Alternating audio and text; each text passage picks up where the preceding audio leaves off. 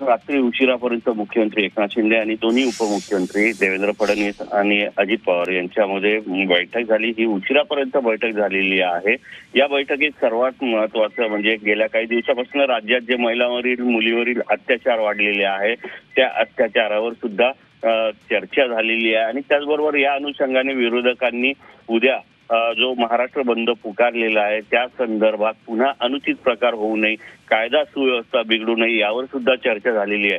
तर राज्य सरकारकडून लाडकी बहीण योजना जी आणलेली आहे त्यावर महिलांचा चांगला प्रतिसाद मिळत आहे, परंतु अशा घटना ज्या घडत आहेत त्या घटनाच्या संदर्भात या लाडक्या बहीण योजनेची जी चांगली प्रतिमा झाली पाहिजे या अनुषंगाने या बैठकीत चर्चा झाल्याचं सूत्रांकडून समजलेलं आहे। त्याचबरोबर जे कायदा सुव्यवस्था आहे ती अबाधित राखल्या जावी आणि जे विरोधकांचं फेक नेरेटिव्ह सुरू आहे आणि कायदा सुव्यवस्था